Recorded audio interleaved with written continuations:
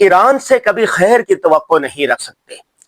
خیر القرون سے لے کے آج تک 1400 سالہ ہسٹری کو دیکھ رہے، تاریخ کو دیکھ رہے، ہر جگہ ہر وقت انہوں نے مسلمانوں کو نقصان پہنچایا، انتشار پھیلایا، لڑائی جھگڑے کیے، نفرتوں کے بیج بوئے۔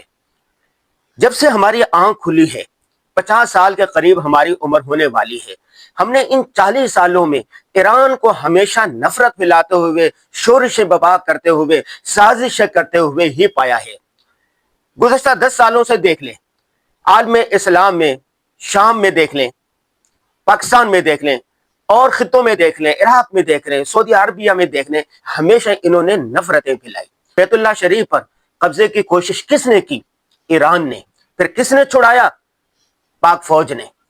تو یہ ایک مثال دی ہے میں نے، اس لیے ہم کہتے ہیں کہ ایران سے خیر کی توقع نہیں ہو سکتی۔ ابھی جو جنگ ہو رہی ہے، امریکہ، اسرائیل، ایران کی جو جنگ ہو رہی ہے، اصل حملہ تو امریکہ اور اسرائیل نے مل کر ایران پر کیا۔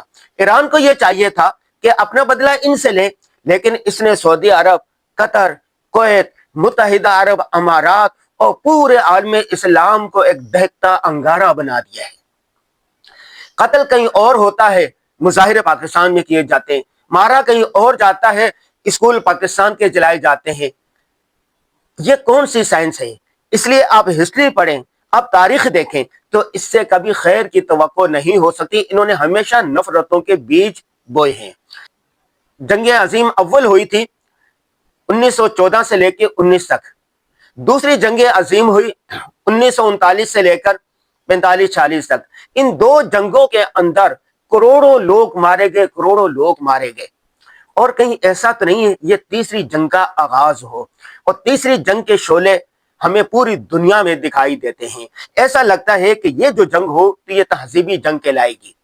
ایک طرف دیکھیں، ہندوستان ہوگا، اسرائیل ہوگا، امریکہ ہوگا اور ان کے اتحادی ہوں گے، دوسری طرف پاکستان، سعودی عرب، مسلم ممالک ہو گئے، اور ایران جیسے ممالک جو ہے یہ وہ ہوں گے جو ان میں نفرتوں کے بیج بو رہے ہیں، جو دونوں طرف تماشا دیکھ رہے ہوں گے۔ ضرورت اس بات یہ ہے کہ مذاکرات کیا جائے۔ یہ دنیا اس وقت تیسری عالمی جنگ کی متحمل نہیں ہو سکتی۔ اگر یہ جنگ ہوئی تو ایٹمی جنگ ہوگی، اس میں ہزاروں نہیں، لاکھوں نہیں، کروڑوں انسان مارے جائیں گے۔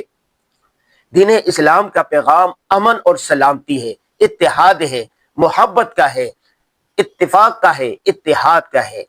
لہذا یہ جنگ کسی کے مفاد میں نہیں، نہ امریکہ کے مفاد میں، نہ اسرائیل کے مفاد میں، نہ چین کے مفاد میں، نہ روس کے مفاد میں، نہ پاکستان کے مفاد میں، نہ عرب ممالک کے مفاد میں، نہ خود ایران کے مفاد میں۔ جو ہوا سو ہوا۔ ضرورت اس بات کی ہے کہ عالمی سطح پر اقوام متحدہ کے زیر نگرانی یا عرب لیگ کے زیر نگرانی یا اور مسلم ممالک کے ان کے زیر نگرانی یہاں پر مذاکرات کیے جائیں۔ عالم اسلام میں 5 بڑی قوتیں ہیں۔ پاکستان ایٹمی طاقت ہے، ترکی طیب اردگان اس کا اثر و رسوخ ہے، سعودی عرب جو تمام مسلمانوں کی عقیدتوں کا مرکز ہے، کویت ہے، قطر ہے۔ ان سب ممالک کو چاہیے کہ وہ مل بیٹھ کر اس مسئلے کا حل نکالیں، ورنہ یہ ایران نے جو جنگ چھیڑی ہے یہ پوری دنیا کو اپنی لپیٹ میں لے لے گی۔ اس کا سارا خمیازہ مسلم ممالک کو بھگتنا پڑے گا، خصوصاً سعودی عرب کو، متحدہ عرب امارات کو، پاکستان کو، افغانستان کو۔